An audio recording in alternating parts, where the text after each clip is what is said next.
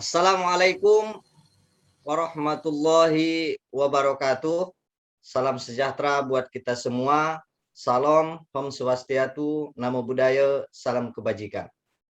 Puji syukur kita ucapkan kepada Allah Subhanahu wa taala, Tuhan yang Maha Esa, yang mana telah memberikan begitu banyak nikmatnya kepada kita sehingga kita dapat melaksanakan diskusi pada hari ini. Sebelum diskusi kita mulai, mari kita dengarkan lagu kebangsaan kita, lagu Indonesia Raya.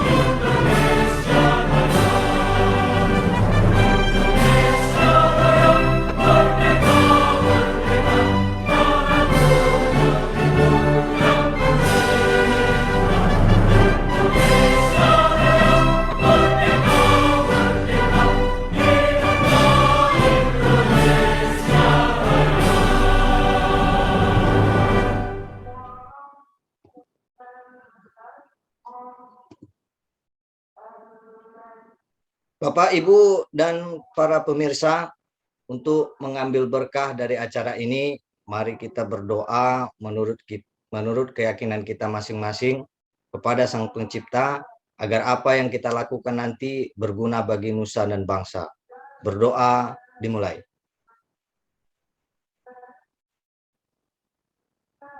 Berdoa selesai.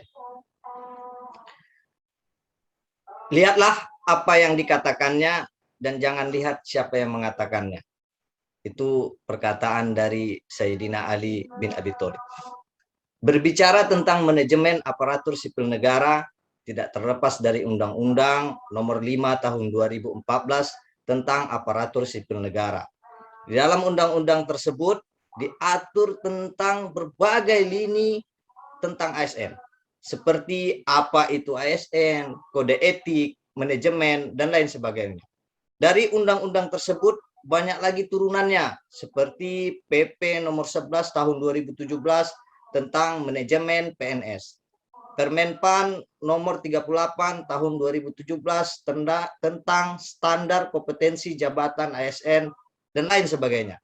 Nah, pada diskusi ini kita akan bahas berbagai persoalan tentang aparatur sipil negara. Diskusi kali ini kami menghadirkan pembicara-pembicara yang luar biasa. Mereka dari basis keilmuan yang berbeda-beda dan otomatis akan memberikan ide dari sudut pandang dari keilmuan mereka. Tanpa berlama-lama, kita akan sapa dulu ke Ibu Agnes Nopianti Permatasari SSOS MSI. Beliau adalah dosen antropologi dari IAKN Tarutung. Nah, Bu Agnes, baru-baru ini penerimaan CPNS tahun 2021 ada pembagian jalur penerimaan, yakni ada penerimaan CPNS dan ada penerimaan PPPK atau biasa disebut orang P3K. Apa sebenarnya yang terjadi, Bu, atas fenomena ini? Oke, kepada Bu Agnes kami persilahkan. Baik, terima kasih Pak Muhammad dan Ibu Tarbutar. Terima kasih atas waktu dan tempatnya disediakan untuk saya untuk memberikan pendapat ya tentang fenomena yang terjadi pada saat sekarang ini. Nah, sebenarnya penerimaan CPNS ataupun penerimaan ASN pada tahun 2021 ini ada dua jalur ya, CPNS dan P3K. Yang kita ketahui P3K dan CPNS itu adalah termasuk ANS ya. ASN maksud saya, sorry. ASN. Nah, di sini sebenarnya isu-isu P3K ini tidak hanya menghangat di tahun ini, namun di tahun 2014 sudah terjadi. Namun, kenapa di tahun ini membludak isunya? Karena yang kita ketahui pada saat di tahun 2021 penerimaan CPNS guru itu ditiadakan, di mana guru sekarang formasinya dialihkan ke P3K. Nah, kita kan tahu P3K itu apa singkatannya kan. Sebelum kita melihat lebih jauh lagi tentang P3K ini, kita harus tahu dulu kepanjangan P3K itu apa.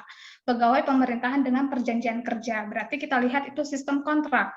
Berbeda dengan PNS yang diambil dari jalur CPNS. Mereka adalah aparatur sipil negara yang mempunyai NIP ataupun yang bisa dikatakan pegawai negeri sipil yang sah gitu. Nah, dari hal tersebut banyak sekali yang bisa kita lihat dalam isu-isu tersebut. Banyak guru yang merasa kenapa sih jadinya kami dialihkan ke P3K, kenapa tidak ke jalur CPNS. Nah, kita tahu bahwa pemerintahan kita Pak Jokowi sangat tegas orangnya. Ya, dia mempunyai slogan pemerintahan Indonesia Maju, di mana kalau kita lihat dari slogan Indonesia Maju ini berarti Pak Jokowi mempunyai tujuan untuk membangun Indonesia ini lebih maju lagi, termasuk ASN sebagai aparatur sipil negara harus mempunyai kredibilitas yang lebih baik lagi, sehingga Pak Jokowi tidak pernah memberikan bisa dikatakan sesuatu yang khusus untuk ASN. Dia tidak bisa memberikan sesuatu yang spesial untuk ASN sekarang. Jadi dia tidak memberikan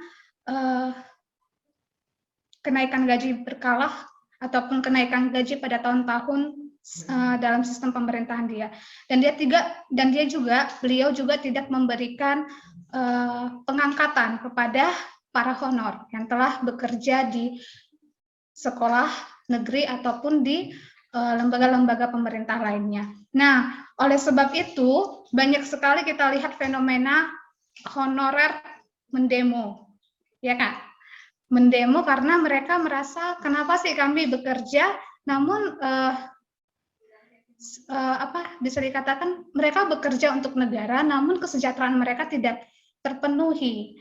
Padahal presiden tidak mau adanya sistem pengangkatan, karena dia ingin melihat kredibilitas masyarakatnya ataupun kredibilitas pegawainya. Nah, oleh sebab itu mungkin dari pendapat saya, kenapa jalur P3K ini diperlukan untuk mengangkat honorer menjadi pegawai negeri sipil namun sistem kontrak, yaitu P3K. Nah, banyak sekali orang-orang ataupun masyarakat yang tidak setuju tentang sistem ini, karena mereka menganggap bahwa P3K ini sistem kontrak. Jadi mereka merasa kami ini dikontrak, berarti tidak sama dong sama ASN lainnya ataupun PNS lainnya. Dan bisa dikatakan kami sama dengan honorer. Padahal sebenarnya itu tidak sama sekali. Bisa dikatakan P3K itu perekrutannya sama dengan sistem CPNS, kemudian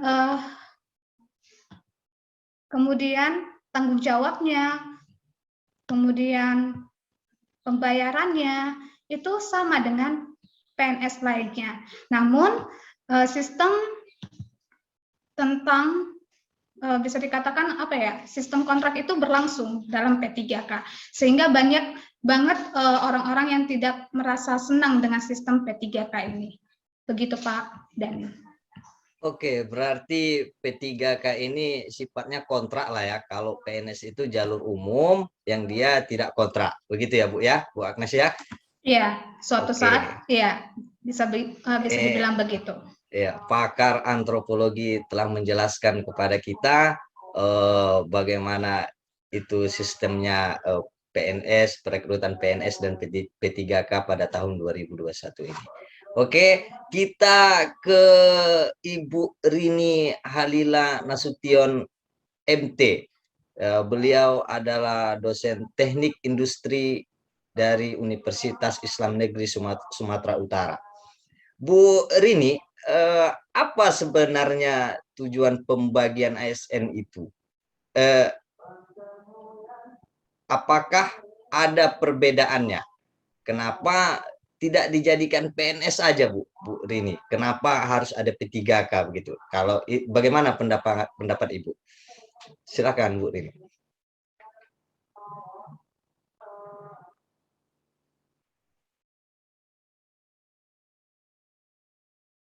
Mungkin belum terhubung ke Ibu Rini.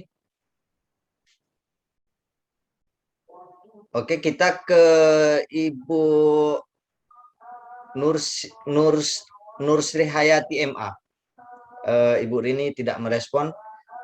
Ibu Nursri Hayati MA ini adalah seorang dosen akhlak tasawuf dari YIN Padang Sidempuan. Nah, ini Bu tentang kode etika ASN yang diatur dalam undang-undang dan fakta di lapangan. Banyak kita lihat ASN yang pada jam kerja tapi masih di mall atau di luar kantor. Bagaimana kira-kira ini Bu, fenomena ini menurut pandangan Ibu Nursri Hayati? Kami persilahkan. Iya, oke, baik. Terima kasih kepada Bapak dan Ibu Tarbutar. Sebelumnya, apakah suara saya terdengar jelas? Jelas, jelas Bu. Oke, ya baik, terima kasih. Ya, tadi kajian tentang ASN sudah dibahas oleh Ibu Agnes, itu dari perspektif pandangan masyarakat ya, dari perspektif sosial. Nah, sekarang saya mengkaji tentang sistem ASN ini dari perspektif akhlak ataupun moral, karena saya sebagai dosen akhlak tasawuf. Nah, kita ketahui bahwa di dalam Undang-Undang Nomor 5 Tahun 2014 tentang Aparatur Sipil Negara itu sudah dikaji secara rinci tentang semua hal yang berkaitan tentang ASN, ya termasuk dalam hal kode etik dan juga kode perilaku. Ya, jadi bagaimanakah seharusnya kita bersikap dan bertingkah laku sebagai ASN? Bahwa kita ketahui ASN itu sebagai pegawai pemerintah, maka kita berfungsi sebagai pelaksana kebijakan pemerintah, kita sebagai pelayan publik, dan juga kita sebagai pemersatu bangsa dan negara. Oleh karena itu, tanggung jawab ASN itu begitu besar terhadap pencapaian tujuan nasional. Maka sepatutnya ASN itu memiliki nilai-nilai moral yang bisa menjadi contoh di tengah-tengah masyarakat. Nah, jadi saya mengkajinya ini kita bisa lihat di dalam Undang-Undang Nomor 5 Tahun 2014 tentang Aparatur Sipil Negara. Itu di dalam bab 2 itu tentang asas, prinsip, nilai dasar, serta kode etik dan kode perilaku. Pasal 5 itu mengkaji tentang kode etik dan kode perilaku ASN. Saya akan bacakan beberapa poin. Nanti Bapak-bapak dan ibu-ibu bisa mendownloadnya, ya, bisa mendownload Undang-Undang Nomor 5 Tahun 2014 sebagai bahan untuk kita semua, ya. Jadi di antara kode etik dan kode perilaku, yaitu yang pertama, melaksanakan tugasnya dengan jujur, bertanggung jawab, dan berintegritas tinggi. Kemudian, melaksanakan tugasnya dengan cermat dan disiplin.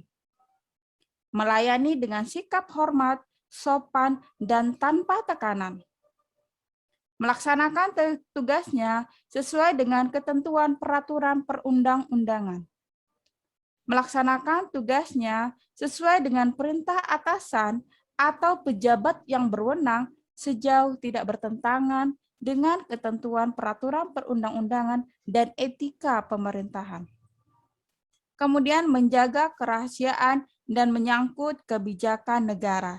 Dan beberapa poin lainnya nanti bisa kita paham bersama. Nah, tadi pertanyaan Pak Moderator, ya, nyatanya kita lihat fakta di lapangan, banyak ASN yang ternyata melanggar kode etik, ya gitu ya kan Pak ya? Ya, jadi habis absen mereka pulang, kemudian mereka tidak menunjukkan kinerja, sementara kita dituntut untuk menjadi pelayan publik gitu. Nah, jadi bagaimana itu kita sebagai ASN itu harus kita mulai dari pribadi kita sendiri. Ada spirit accountability. Ya, jadi ada akuntabilitas itu yang berasal dari hati nurani yang akan menjadikan seseorang itu sadar terhadap tanggung jawabnya. Jadi sebagai ASN kita bertanggung jawab ya terhadap amanah yang telah diberikan oleh negara kepada kita. Nah, jadi kita sadari bahwa tanggung jawab itu bukan hanya sekedar tanggung jawab berupa laporan kita kepada atasan, tapi kita sadari bahwa tanggung jawab itu adalah tanggung jawab kepada Allah sebagai pemberi kita kehidupan. Oleh karena itu, ketika nilai-nilai moral telah tertanam di dalam hati setiap ASN, maka dia tidak akan melanggar nilai-nilai ataupun kode etik yang ada di dalam undang-undang. Ya, jadi ketika ASN itu memiliki kesadaran dan berintegritas, maka dia akan teguh dan komitmen dalam memegang nilai-nilai prinsip yang dia yakini. Oke, saya rasa itu yang bisa saya berikan pembahasan dari kajian akhlak. Saya kembalikan ke Bapak Dani Butar-Butar. Ya, terima kasih Pak. Oke, terima kasih. Luar biasa ini pakar bagian ilmu tasawuf ini. Jadi seseorang bisa disiplin itu harus dimulai dari dirinya sendiri. Iya, Oke, betul terima sekali, kasih Pak. Ibu Nur Sri Hayati. Kita ke Ibu Sakinah Siregar MPD. Beliau adalah dosen bermain dan permainan di IAIN Padang Sidempuan. Nah, saya ingin bertanya nih kepada Ibu Sakinah Siregar, Bu Regar ini, jika ada nih seorang aparatur sipil negara yang melanggar kode etik yang ada di undang-undang tersebut, kira-kira ada nggak sanksinya, Bu? Dan apa kira-kira sanksi yang akan diberikan kepada ASN tersebut? Ya, silahkan Ibu Sakinah. Oke, baik. Terima kasih. Sebelumnya suara saya terdengar jelas, Pak? Ya, jelas, Bu. Oke, baik. Terima kasih. Jadi, gini ya. Gini aja, misalnya kalau teman-teman gitu, teman-teman mahasiswa pergi naik motor tidak pakai helm, pasti di tengah jalan akan diberikan sanksi oleh polisi lalu lintas gitu. Apalagi kita gitu, ASN yang memang bekerja untuk pemerintah. Wah, ini pasti lebih berat hukumannya gitu, pasti lebih berat sanksinya. Karena kita itu tugasnya bukan hanya untuk diri kita sendiri, tapi memang untuk pemerintah dan untuk negara, untuk bangsa Indonesia. Oke, baik. Jadi jelas ada sanksinya. Jadi saya menjelaskannya berdasarkan undang-undang yang sudah tadi dijelaskan, undang-undang ASN ya. Nah, jadi kalau berbicara tentang sanksi, sanksi ini turun dari Peraturan Pemerintah Nomor 53 Tahun 2010. Jadi berkaitan dengan disiplin ASN. Nah, oke, jadi semua pelanggaran gitu, semua pelanggaran yang dilakukan oleh ASN itu akan diberikan sanksi sesuai dengan tingkat ataupun level pelanggarannya. Jadi teman-teman pemirsa, untuk hukuman disiplin ini dibagi menjadi 3 tingkatan. Yang pertama hukuman disiplin ringan, yang kedua hukuman disiplin sedang gitu ya, dan yang ketiga hukuman disiplin berat. Nah, tadi Bu Nursi sudah menjelaskan juga bahwa ada ASN yang datang maupun pulang tidak sesuai dengan waktu atau korupsi waktu gitu ya. Nah, untuk hukuman disiplinnya, ini mendapat hukuman disiplin ringan dari atasannya gitu ya. Nah, hukuman disiplin ringan itu seperti apa gitu? Nah, hukuman disiplin ringan itu seperti teguran lisan, teguran tertulis, dan pernyataan tidak puas secara tertulis. Gitu. Oke, selanjutnya hukuman sedang, gitu ya. Hukuman disiplin sedang ini seperti penundaan kenaikan gaji berskala selama 1 tahun. Yang kedua, penundaan kenaikan pangkat selama 1 tahun. Dan yang ketiga, penurunan pangkat setingkat lebih rendah selama 1 tahun. Nah, coba dibayangkan teman-teman, jika kita melanggar aturan, lalu kita tidak diizinkan naik pangkat, dan bahkan gaji kita tidak diperbolehkan naik, gitu ya. Nah, jadi untuk pelanggarannya ini teman-teman, ini masih hot sebenarnya pelanggarannya ini. Jadi pemerintah Indonesia itu pada saat pandemi ini, khususnya pada bulan-bulan awal kita mengalami pandemi, maka pemerintah melarang aparatur sipil negara untuk bepergian antar kota. Nah, jika ketahuan, maka akan diberikan hukuman sedang ini. Oke, selanjutnya hukuman disiplin berat. Nah, hukuman disiplin berat ini pertama itu penurunan pangkat setingkat lebih rendah 3 tahun. Dan yang kedua, pemindahan dalam rangka penurunan jabatan setingkat lebih rendah. Dan yang ketiga, pembebasan dari jabatan. Yang keempat, pemberhentian dengan tidak hormat. Wah, sayang sekali ya. Tidak hormat atas permintaan, tidak atas permintaan sendiri PNS itu ya. Dan yang terakhir itu pemberhentian tidak dengan hormat, sangat tidak hormat. Bayangkan saja teman-teman, kita yang diangkat dengan hormat, tiba-tiba dikeluarkan dengan tidak hormat, itu pasti menyakitkan sekali gitu ya. Nah, untuk apa sih sanksi berat ini teman-teman? Pasti karena perlakuannya berat juga. Gitu. Contohnya adalah ini yang paling sering terjadi adalah pegawai negeri sipil atau ASN itu melupakan bahwa dia berperan sebagai netralitas di negara. Jadi dia ikut dalam kampanye gitu. Dia memberikan bantuan baik dari segi materi, tenaga, meskipun dia tidak ikut gitu ya kampanye di depan di medsos atau membuat baliho, tapi ternyata dia sudah ikut serta. Gitu. Oke, jadi selanjutnya apa hukuman berat ini gitu? Juga masih hot di kita, bahkan sangat dekat dengan kita teman-teman. Jadi pemerintah Indonesia melarang ASN untuk mudik. Itu kita ya, ASN untuk mudik. Dan jika ketahuan mudik, ternyata pulang mudik positif COVID, maka akan diberikan hukuman berat. Nah, jadi berarti kita tidak patuh kepada pemerintah. Sedangkan kita hidup untuk pemerintah, hidup untuk bangsa dan negara kita. Jadi banyak gitu ya, banyak sanksi-sanksi yang akan diberikan pemerintah, meskipun sanksi itu tidak langsung jelek kamu dipecat gitu, bukan, tapi memang ada pertimbangan-pertimbangan dari atasan gitu. Begitu Pak Dani. Oke, luar biasa.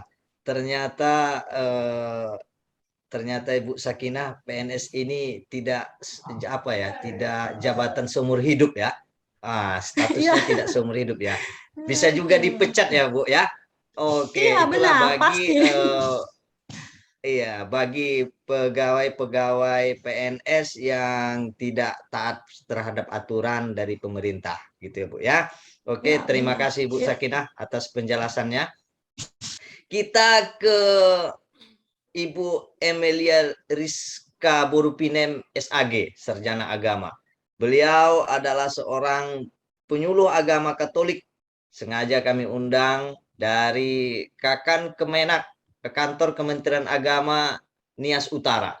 Nah, beliau seorang penyuluh. Kami ingin memberikan pertanyaan kepada Ibu penyuluh ini, bagaimana kira-kira Bu cara menyadarkan seseorang yang istilahnya kode etik ASN yang ada di undang-undang itu dapat dijalankan oleh individu-individu ASN tersebut.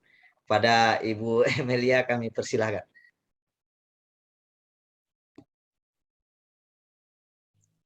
Terima kasih Bapak Moderator. Sebelumnya apakah suara saya jelas? Jelas. Oke, terima kasih. Tadi pertanyaan dari Bapak yaitu bagaimana cara agar kode etik ASN yang ada di Undang-Undang ASN nomor 5 tahun 2014 itu dapat dijalankan oleh individu-individu ASN itu sendiri. Menurut hemat saya,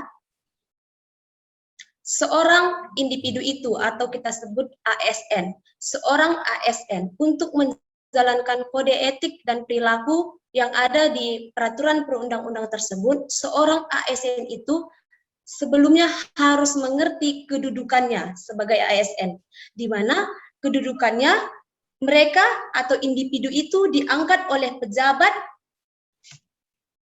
pejabat kepegawaian NKRI ini gitu. Jadi otomatis kalau mereka yang mengangkat, seorang ASN harus turut kepada peraturan perundang-undangan dan NKRI itu sendiri. Yang kedua adalah seorang ASN wajib mengerti fungsi ASN itu sendiri.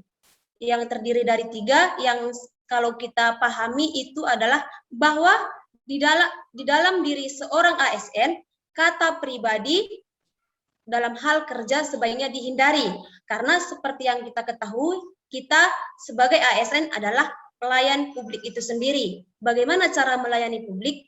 Banyak dengan hal tanggung jawab, profesionalitas, dan lain sebagainya.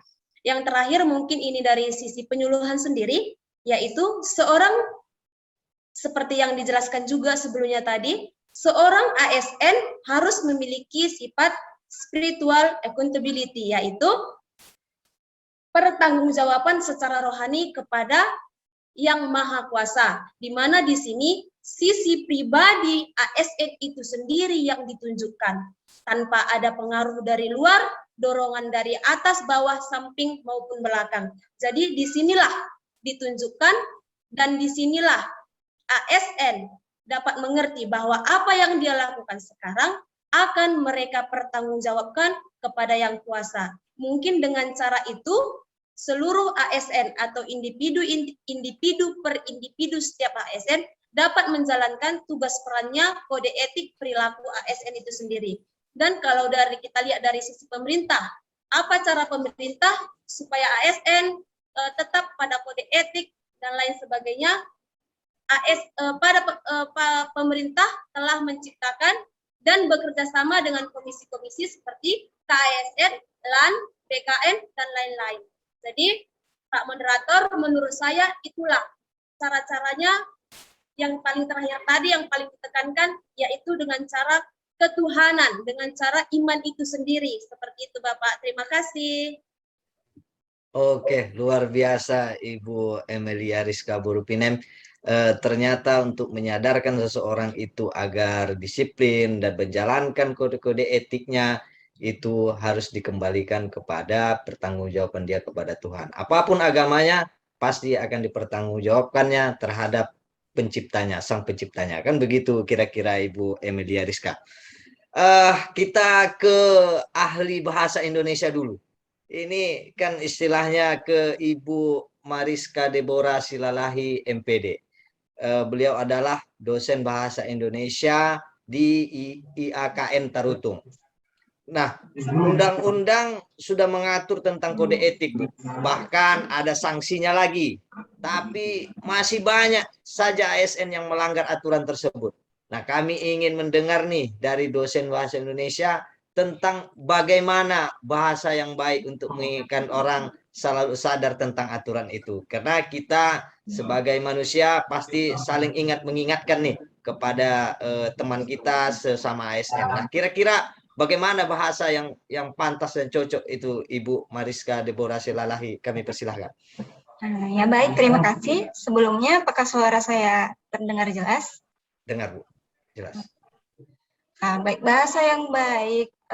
Maksudnya di sini bahasa yang baik dan benar atau bahasa yang baik saja? Soalnya benar belum tentu baik kan, dan baik belum tentu juga benar. Iya, yang terbaik, Bu. Di antara yang baik dan yang terbaiknya. Berarti yang baik dan yang benar ya kan, Pak? Siap. Oke, bisa berbicara mengenai bahasa, berarti kita berbicara mengenai komunikasi, alat komunikasi. Bagaimana mengkomunikasikan agar teman kita yang misalnya melanggar peraturan, agar kita mengingatkan pada teman kita yang misalnya nih melanggar kode etik mengenai ASN. Bahasa yang baik itu, komunikasi yang baik itu adalah bahasa kita harus melihat konteksnya. Konteks di sini dalam artian situasi dan kondisi. Situasi itu maksudnya situasi yang sedang terjadi. Apakah pada saat kita berbicara dengan teman kita, apakah di tempat yang ramai atau di tempat yang sepi atau sedang curhat gitu. Dan kondisi ini di sini kita harus melihat apakah teman kita yang berkomunikasi ini adalah sebaya kita, atau lebih tua dari kita, atau lebih muda, atau atasan kita, atau junior kita, dan lain-lain. Seperti itu, Pak. Jadi, semuanya, bagaimana cara kita mengkomunikasikan hal ini dengan teman kita, atau dengan kerabat kita, itu dengan melihat konteksnya. Nah, kalau masalah yang bahasa yang benar itu ya pastinya sesuai kaidah dong Kak. Sesuai kaidah bahasa Indonesia, sesuai dengan pedoman umum ejaan. Nah, tapi kita lihat juga apakah dalam semi formal ataukah dalam formal atau sedang bercakap-cakap saja seperti itu. Jadi pemilihan bahasa itu semuanya tergantung pada itu, Pak. Tergantung pada situasi, kondisi, dan efektivitas kata yang kita pilih itu, apakah bisa tepat sampai kepada pendengarnya, gitu Pak. Tapi juga selain itu, menurut saya nih ya, bahasa yang paling tepat kali lagi, yang sangat tepat itu di antara semua bahasa itu adalah dengan keteladanan kita, begitu Pak. Terima kasih. Oke, bahasa perbuatan Bu ya. Iya. Nah, berarti untuk mengkomunikasikan atau memberitahu terhadap orang lain tergantung situasi dan kondisinya. Dimanapun berada, sesuaikanlah dengan sama siapa kita berbicara tersebut. Sama siapa kita memberikan istilahnya bahasa kesadaran tadi. Kan begitu Bu ya? Iya. Oke, terima kasih Bu Mariska. Terinspirasi saya atas apa yang Ibu bilang. Penderitaan karena disiplin lebih baik daripada penderitaan karena penyesalan. Itu kata Mario Teguh tentang kedisiplinan. Oke, kita ke Ibu Rini Nasution. Sudah bisa tersambung, Bu? Ya, Pak Muhammad Dhani. Oke, ya. Jelas suara saya, Pak? Jelas, Bu, jelas, Bu. Oke. Tadi kita terkendala komunikasi ya, Bu. Ada beberapa pertanyaan saya, Bu, yang Ibu Rini Halila Nasution MT ini adalah seorang dosen teknik industri di Universitas Islam Negeri Sumatera Utara. Nah, Bu, kita kembali kepada materi pertama tadi. Apakah kira-kira ada perbedaan antara PNS dan P3K, Bu? Kenapa dia tidak disatukan aja jadi PNS begitu, Bu? Nah, bagaimana pandangan Ibu? Kenapa harus ada PNS, ada P3K begitu, Bu? Silakan Ibu Rini. Baik, terima kasih Pak Muhammad Dhani. Mohon maaf Bapak dan Ibu, tadi ada sedikit gangguan jaringan. Baiklah, menyikapi pertanyaan yang diajukan oleh Pak Muhammad Dhani tadi adalah apa sebenarnya tujuan pembagian ASN itu? Ada pegawai negeri sipil dan ada pegawai pemerintah dengan perjanjian kerja, dan apa perbedaannya. Pemerintah melakukan pembagian ASN menjadi PNS dan P3K bertujuan untuk menciptakan budaya kerja baru yang dapat menumbuhkan suasana kompetensi di kalangan birokrasi yang berbasis kinerja. Seperti yang tadi sudah dijelaskan oleh Ibu Agnes tentang tenaga honorer, jadi berdasarkan peraturan pemerintah nomor 49 tahun 2018 tentang manajemen P3K, dijelaskan bahwa adanya P3K itu merupakan solusi bagi persoalan tenaga honorer yang berbasis seleksi dengan mengedepankan sistem merit. Di sini pemerintah menyadari bahwa saat ini masih terdapat tenaga honorer yang statusnya masih belum jelas, status baik itu hak maupun perlindungannya masih belum jelas. Maka dari itu pemerintah berharap skema PPK ini atau P3K ini dapat menjadi salah satu mekanisme penyelesaian masalah tenaga honorer tersebut. Nah, dan apa perbedaannya? Perbedaan PNS dengan P3K, sebenarnya P3K ini juga memiliki hak dan kewajiban yang sama dengan ASN yang berstatus pegawai negeri sipil, baik itu dalam pangkat dan jabatan yang setara. Namun perbedaannya hanya terdapat pada hak yang dimiliki oleh PNS dan P3K, di mana PNS itu memiliki hak sebagai pegawai tetap dan memiliki jaminan pensiun. Sementara pegawai pemerintah dengan perjanjian kerja hanya sesuai dengan perjanjian kontrak dan tidak memiliki jaminan pensiun. Di situ letak perbedaan dari PNS dan P3K. Lalu mengapa tidak dijadikan PNS saja? Kenapa harus dibagi? Pemerintah dalam jangka panjang itu memiliki rencana untuk memangkas jumlah PNS.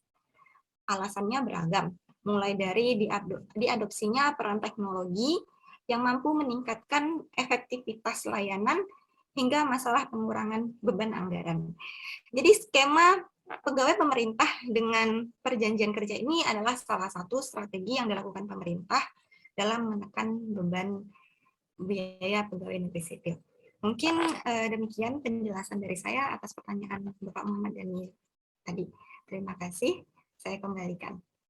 Oke, terima kasih Bu Rini. Ternyata ada hikmah di balik itu semua, kan begitu kan? Jadi Anies Baswedan pernah mengatakan bahwa kekayaan terbesar sebuah bangsa adalah manusianya, bukan sumber daya alamnya. Jadi mungkin ini maksud dari itu semua. Oke, kita ke Bapak Russel Ong, MS. Beliau adalah dosen fisika Universitas Islam Negeri Sumatera Utara. Pak Russel, kita pernah dengar bahwa ada isu tentang menduduki jabatan tertentu itu dibutuhkan kedekatan terhadap pimpinan. Nah, agar mendapatkan jabatan tertentu. Kira-kira Pak Russel, bagaimana pandangan Bapak terhadap isu tersebut? Silakan Pak Russel. Baik, terima kasih kepada Bapak Muhammad Dhani Butar-Butar. Nah, di sini jabatan yang tentu saja jabatan di sini bukan jabatan fungsional ya, tapi jabatan struktural. Nah, di sini saya ada pegang Statuta UIN Sumatera Utara. Nanti saya bisa bagi juga kepada Bapak orang Ibu. Jabatan struktural di UIN Sumatera Utara itu apa saja? Saya ambil contoh ya, karena saya dosen, saya di sini. Nah, jabatan contohnya itu ada jabatan dekan, wakil dekan, ketua program studi, sekretaris program studi, kepala lembaga ya seperti lembaga penjamin mutu dan lain-lainnya. Nah, jika seseorang menduduki jabatan-jabatan tersebut melalui kedekatan terhadap pimpinan lebih tinggi, maka itu disebut nepotisme. Sering kita mendengar suatu singkatan yang namanya KKN. Korupsi, kolusi, nepotisme. Nah, sebagai seorang ASN, ya kita ini tidak cukup ya, kita hanya berjiwa anti korupsi. Kita juga harus menghindari nepotisme dan kolusi. Itu harus kita tanamkan dalam jiwa-jiwa kita sebagai ASN. Nah, sekarang nepotisme. Nepotisme itu apa artinya? Nah, pandangan saya di sini, nepotisme itu berarti lebih memilih saudara atau teman akrab berdasarkan hubungannya, bukan berdasarkan kemampuannya. Nah, ini dia pilih ini karena dekat sama dia kan jabatan dia pilih. Nah, kamu naik jadi jabatan ini. Nah, ini sangat berbahaya. Sebagai contoh bagaimana? Nah, misalnya ini ada suatu jabatan ya kan, dia pilih mungkin teman dekatnya atau mungkin anaknya, menantunya. Jabatan saya pilih misalnya jabatan ketua prodi lah ya, jabatan ketua prodi. Nah, sebuah ketua prodi itu dia harus memahami skill manajemen prodi dan borang 9 akreditasi. Borang akreditasi 9 standar, sorry. Ya. Nah, kalau dia tidak paham ini, lalu dia jabat sebagai ketua prodi, ini sangat sangat berbahaya menurut saya. Mengapa? Nanti dia bisa suruh kan seseorang mungkin bawahannya yang pernah mungkin yang lebih paham tentang borang akreditasi dan standar, terus dia minta tolong, dia yang mengerjakan. Setelah dia mengerjakan, lalu Setelah dia mengerjakan, terakhirnya ketika laporan, ya kan, ternyata apa? Dia bilang dia yang kerjakan. Nah, seperti itu. Nah, ini kan akan apa? Merusak hubungan antar orang-orang yang berada dalam prodi tersebut. Contoh lain lagi, jabatan lain. Misalnya saya bilang jabatan tentang ketua lembaga penjamin mutu. Sebagai seorang ketua lembaga penjamin mutu, dia harus paham tentang apa itu SPMI, apa itu RTM, apa itu registrar kampusnya, tupoksi dari UPM dan IKM di setiap fakultas masing-masing. Itu dia harus tahu semua. Kalau dia nggak tahu, ya mutu dari universitas tersebut tidak akan berkembang. Lalu saya kembali dulu ke pembahasan kita sebelumnya ya. Sebelumnya ya Pak Dhani dan Bapak Ibu lainnya, kita kan pernah membahas tentang delik-delik tindak pidana korupsi. Nah, Undang-Undang Nomor 28 tahun 1999 tentang penyelenggaraan negara yang bersih dan bebas dari korupsi, kolusi, dan nepotisme menyebutkan bahwa setiap perbuatan penyelenggaraan negara secara melawan hukum yang menguntungkan kepentingan keluarganya atau kroninya di atas kepentingan masyarakat, negara, dan bangsa adalah nepotisme. Sanksinya apa? Sanksi nepotisme itu dalam pasal 5 undang-undang tersebut adalah pidana penjara paling singkat 2 tahun dan paling lama 12 tahun dan denda paling sedikit 200 juta rupiah dan paling banyak 2 miliar rupiah. Nah, bisa kita lihat itu jumlah yang sangat besar sekali. Nah, saya ambil contoh nyata.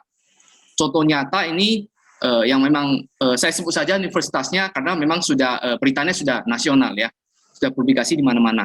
Jadi dia ini memilih jabatan lagi-lagi berdasarkan kedekatan dengan dia. Ini anaknya dan menantunya.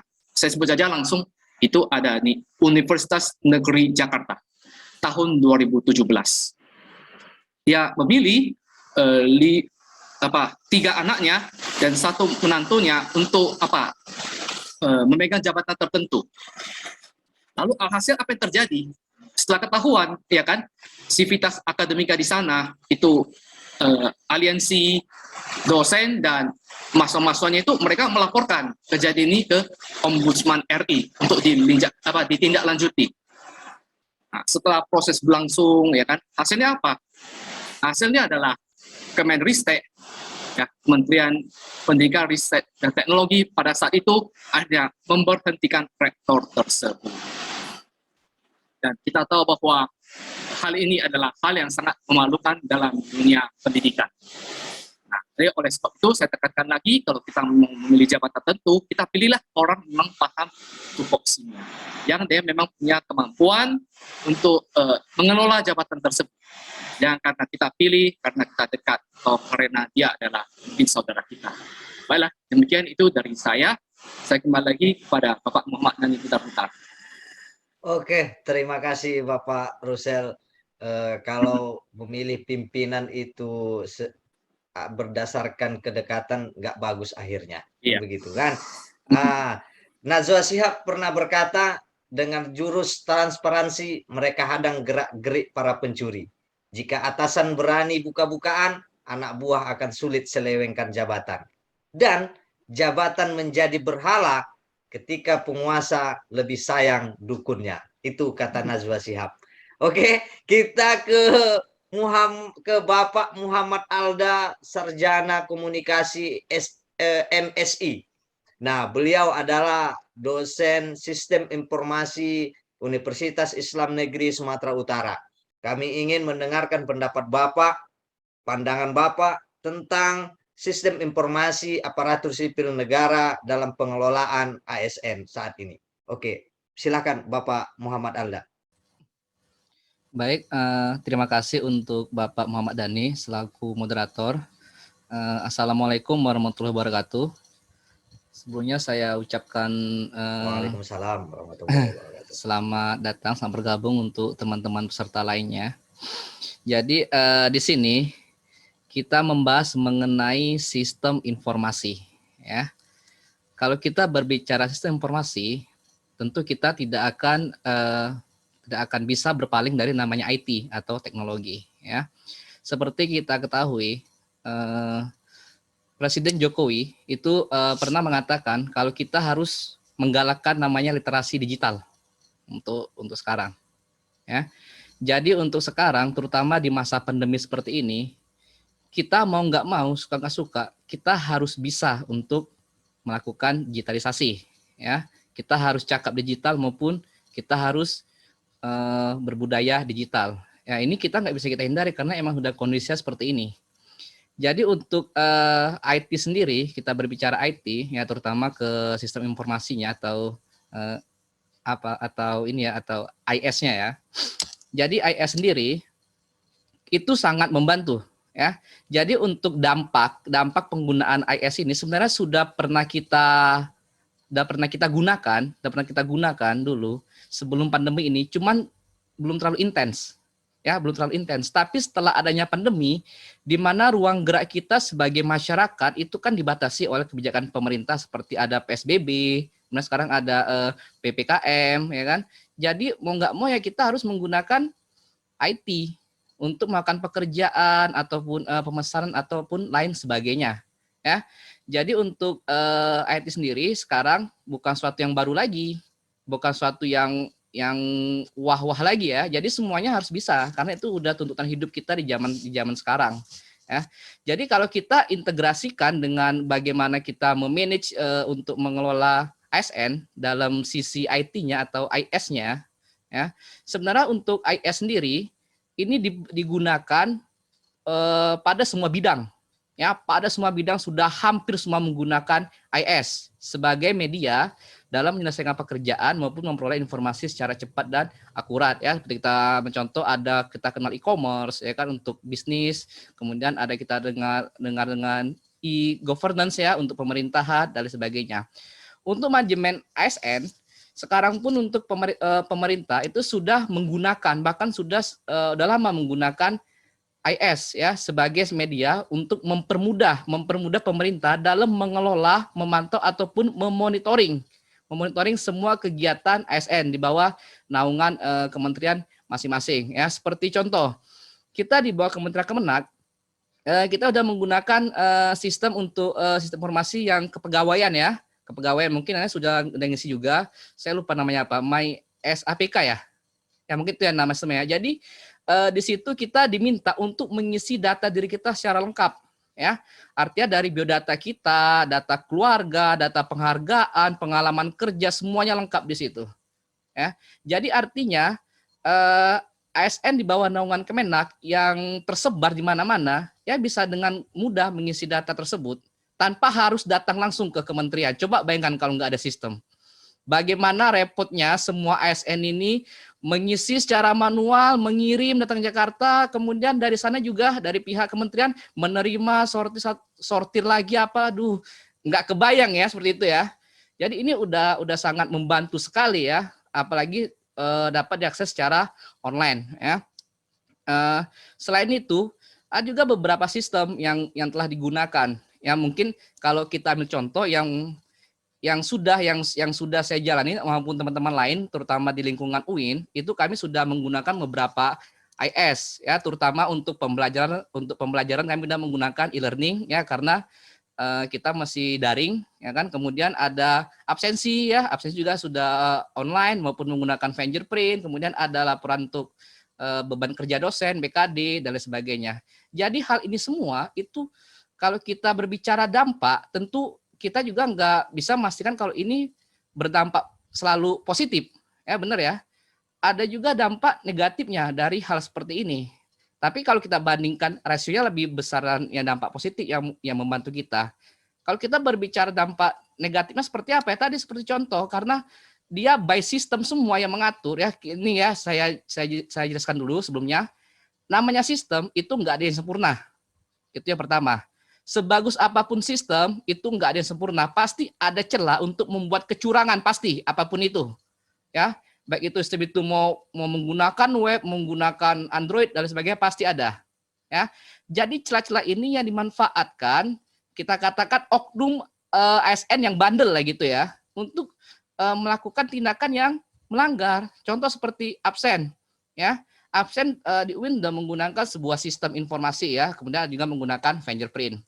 Contoh saat untuk kita bekerja itu kan sudah dibagi menjadi 2 shift, ada WFO dan WFH. Kemudian jamnya pun sudah diatur berdasarkan peraturan dari jam 7.30 sampai jam 16 ya.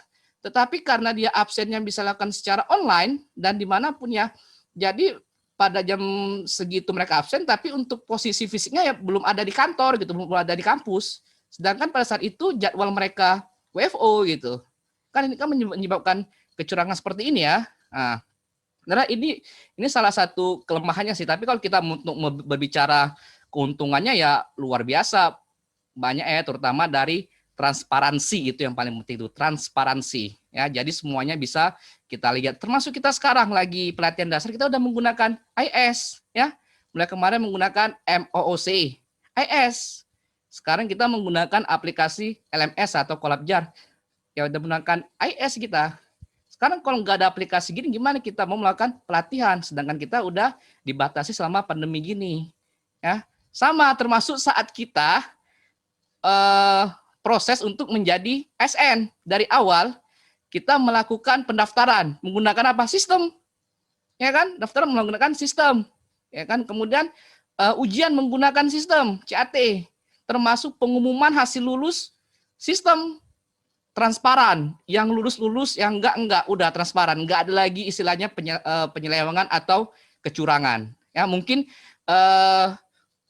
kalau saya teruskan mungkin terlalu panjang ya, karena kalau AS ini nggak ada habisnya. Jadi mungkin untuk sementara itu yang bisa saya sampaikan. Mungkin nanti kalau ada waktu kita bisa berbicara lebih intens lagi ya. Terima kasih. Saya kembalikan ke Pak Dhani selaku moderator. Oke, terima kasih Bapak Muhammad Alda, penjelasannya luar biasa. Kita hidup ini semua harus dibarengi IT karena zaman sudah berkembang. Kalau dulu dibarengi membuat api itu dari batu. Kalau sekarang membuat api sudah ada mancisnya, kan gitu kan, sudah disiapkan. Oke, terima kasih Bapak Muhammad Alda. Kita ke pembicara terakhir. Beliau adalah seorang dosen matematika yang sengaja kami undang dari Universitas Islam Negeri Sumatera Utara, yakni beliau adalah Ibu R. Maisaroh Reziekiah Siregar, SPDI MPD. Kami ingin mendengarkan ini karena Ibu ini dosen matematika, kita suruh dulu hitung-menghitung, kan gitu. Dari sistem yang sudah diberlakukan ini, Bu, bagaimana hitung-hitungannya, Bu? Apakah ini sangat baik bagi ASN untuk pengembangan karirnya atau malah sebaliknya? Ini mempersulit ASN, begitu, Bu. Oke, silakan kepada Ibu Maisaroh. Oke, terima kasih moderator. Assalamualaikum warahmatullahi wabarakatuh. Waalaikumsalam warahmatullahi wabarakatuh. Oke, jika kita lihat Undang-Undang ASN nomor 5 tahun 2014 bab 12 pasal 127.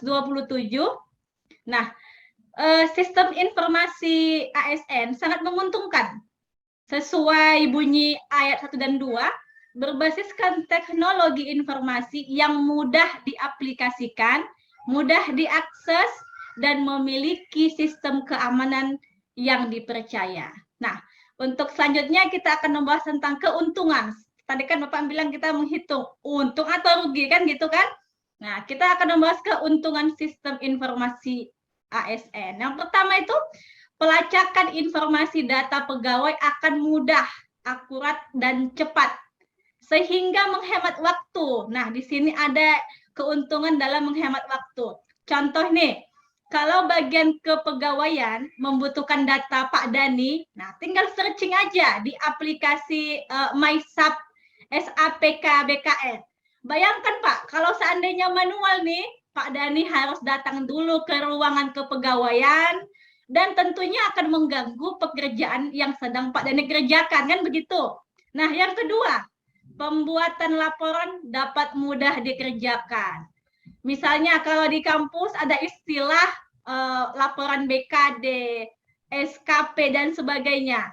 Nah, ini bisa menghemat waktu, tenaga, dan biaya anggaran. Misalnya dalam pemakaian kertas, tinta, dan sebagainya. Seandainya Pak Dhani dengan manual nih ya, saya melihat teman-teman dosen senior itu membawa file-file yang segini beratnya itu banyak. Nah, bayangkan ketika mengisi BKD harus mengeprint penelitian, sedangkan kalau dengan manual tinggal dihubungkan saja Google Scholar-nya ke akun masing-masing, ya. Tidak perlu mengeprint berbagai file. Nah, yang ketiga, dengan menggunakan sistem informasi ASN, para atasan dengan mudah mengetahui pegawai yang akan naik pangkat dan yang akan mendapat gaji berkala. Yang keempat, dapat merencanakan penyebaran mutasi pegawai sesuai pendidikan dan kompetensinya. Nah, jika misalnya ada pegawai yang nggak cocok nih, kompetensi bidangnya, tinggal kita sebar kemana yang seharusnya dia berada, sehingga kerjanya bisa efektif dan efisien. Yang kelima, dengan mudah dan cepat merancang kebutuhan pegawai. Nah, saya rasa itu saja Pak Dhani, saya serahkan kepada Pak Dhani sebagai moderator. Terima kasih Pak Dhani. Ya, luar biasa hitung-hitungan dari dosen matematika ini. Sungguh, ternyata IT itu menguntungkan bagi ASN dan istilahnya tidak rugilah untuk menggunakan IT. Anda bisa membohongi semua orang di dunia ini, tapi Anda tidak akan mampu membohongi hati nurani sendiri. Itu kata Karni Ilyas. Kesempurnaan hanya milik Allah Sang Pencipta, Tuhan Yang Maha Esa. Itu kata Muhammad Dhani Butar-Butar. Oke, di penghujung acara saya ingin mendengar nih closing statement pembicara kita hari ini. Pernyataannya begini, Bu, Bapak. Ketika Bapak Ibu mendengar kata ASN, apa yang terlintas di benak Bapak dan Ibu? Nah, oke ya. Itu closing statement-nya. Kita mulai dari Ibu Agnes Novianti Permatasari, Esos MSI. Silakan, Bu. Baik, terima kasih Pak Dhani. Ketika kita mendengar kata ASN, saya mengingat tentang aneka. Jadi ASN itu sangkut pautnya ke aneka. Oke. Kita ke Ibu Rini Halila Nasution MT. Ya, terima kasih Pak Muhammad Dhani. ASN bagi saya adalah tanggung jawab. Karena sebagai ASN kita mempunyai tanggung jawab yang sangat besar, tidak hanya kepada pemerintah, negara, dan juga masyarakat, tapi juga kepada diri sendiri dan Allah yang Maha Esa. Terima kasih. Oke, terima kasih Bu. Kita ke Ibu Nursri Hayati MA. Oke, baik Pak Dhani. Jadi ketika kita berbicara tentang ASN, saya teringat kata integritas. Saya terinspirasi dari pendapat Ibnu Khaldun. Saya mengutip pendapatnya di dalam buku Muqaddimahnya disebutkan, throughout history, many nations have suffered a physical defeat, but that has never marked the end of a nation. But when a nation has become the victim of a psychological defeat, then that marked the end of a nation. Maknanya kira-kira begini, sepanjang sejarah banyak negara yang telah menderita kekalahan fisik, tetapi itu tidak pernah menandai akhir dari suatu bangsa. Tetapi ketika suatu bangsa telah menjadi korban kekalahan psikologis, maka itu menandai akhir dari suatu bangsa. Jadi intinya adalah terdapat di sumber daya manusia yang berintegritas. Oke, saya kembalikan Pak Dhani. Luar biasa. Kita ke Ibu Sakinah Siregar MPD. Oh, mungkin tidak tersambung. Kita ke Ibu Emilia Rizka Borupinen. Terima kasih Bapak Moderator. Apa yang terngiang bagi saya kalau mendengar kata ASN? ASN adalah Tunas Integritas NKRI, di mana ASN itu satu kesatuan yang lengkap yang mampu menunjukkan, memancarkan kewibawaan, kejujuran tanpa membedakan agama, suku, ras, dan budaya. Terima kasih. Oke, luar biasa. Kita ke Ibu Sakinah Siregar. Oke, baik. Terima kasih Pak Dani. Ketika saya mendengar kata ASN, maka yang ada di benak saya adalah garda terdepan. Jadi kita sebagai ASN adalah garda terdepan dalam melaksanakan kebijakan pemerintah dengan memegang teguh nilai-nilai dasar ASN, yaitu akuntabilitas, nasionalisme, komitmen mutu, anti korupsi dan apa ya satu lagi ya? Anti korupsi dan Nasionalisme, akuntabilitas, etika publik, komitmen mutu, dan anti korupsi. Oke, maaf. Oke. Luar biasa. Kita ke Ibu Mariska Deborah Silalahi. Nah, ya baik. Mendengar kata ASN berarti pelayan publik. Yang dengan kata lain, ASN itu adalah yang melayani masyarakat, bukan yang dilayani oleh masyarakat. Terima kasih. Oke, luar biasa. Kita ke Bapak Russel Ong, MS. Oh, baiklah ya. Kalau ASN di benak saya ya Pak Dani ya, boleh ya. ASN itu apa ya? Adalah suatu profesi yang paling diidamkan oleh calon mertua ya. Jangan bercanda ya kalau statementnya. Dan juga bagi saya ASN itu ya, itu kalau kita menjawab ASN, kita kalau mengabdi ke masyarakat itu nampaknya lebih nyata. Nah, itulah ya. Dan tentu saja dia harus tunduk pada peraturan perundangan pemerintah. Itulah dari saya. Oke, luar biasa. Ternyata Bapak Russel Ong bisa juga bercanda. Ya kan? Kita ke Bapak Muhammad Alda Eskom MSI. Baik, kalau dalam benak saya ini berpikir secara spontan ya, Pak Dani ya. Kalau kita mendengar, saya pribadi mendengar kata SN sama dengan abdi negara. Ya, abdi negara. Sebenarnya kalau saya jelaskan sebenarnya nggak perlu lagi karena udah tahu jelas kita sudah berkomitmen untuk melayani negara, untuk kemajuan negara, untuk tujuan negara, ya, tanpa ada pengecualian apapun itu. Kita untuk kemajuan negara, ya. NKRI harga mati. Oke, terima kasih. Oke, luar biasa. Kita kepada pembicara terakhir, Ibu R. Maesaroh Redzekia Siregar, SPDI MPD. ASN melayani, sebab kesepian yang sebenarnya adalah hidup tanpa tanggung jawab sosial. Oke, luar biasa. Jadi kalau statement saya adalah boneka tunggal ika.